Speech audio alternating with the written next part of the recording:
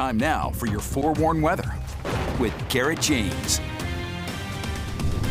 From deciphering envelopes to deciphering the weather, Garrett James has a big job in front of him too tonight. How are you, Garrett? Oh, not too bad, honestly. This is pretty easy to decipher. We're tracking the two low pressure systems, both of which are trying to enter the area. But right now, just like the computer model was suggesting, both of these systems are weakening before they're actually going to strengthen overnight tonight. In fact, we're now seeing a little bit of wintry precip to the far north and far northwestern portions of the state, but it's mainly in central Utah that we are seeing a little bit of this precipitation. Still a couple lighter snow showers right around the central southern portion of the area, just west of Hanksville and around Piute County. However, for the most part, a lot of this is dry. However, the Futurecast shows this very well, and it showed this weakening by about 10 o'clock, but it will start to pick back up around 4 a.m. We can see that really well between Lake Powell and Grand Junction, Colorado. But to the northwest around Park Valley, that's an area that we're keeping an eye on, because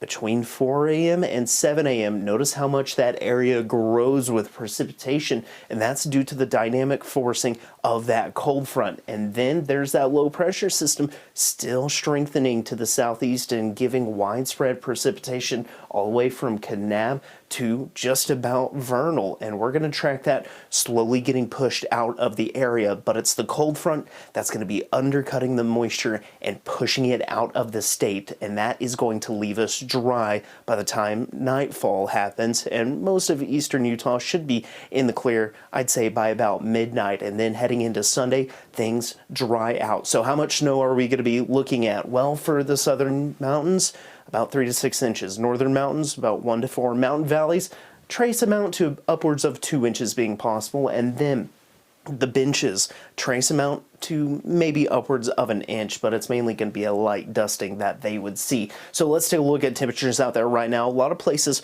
trying to hover around that freezing mark, but the further south you go, the more likely it is that you're seeing temperatures in the 40s. However, lows tonight, we'll see a mix of the 20s and 30s. St. George, the exception at 41 for the low, but tomorrow's high is 58 for St. George, 53 Kanab, and 39 for Salt Lake City. For the Wasatch Front, rain and snow showers tomorrow, high of 38, but then 35 on Sunday and for Christmas Day. But by the time we get to Wednesday, temperatures will jump into the 40s. St. George, on the other hand, temperatures staying in the 50s through Sunday. Rain showers on Saturday, but dry on Sunday. Then Monday, Christmas Day, high only of 48 degrees. Brian, over to you.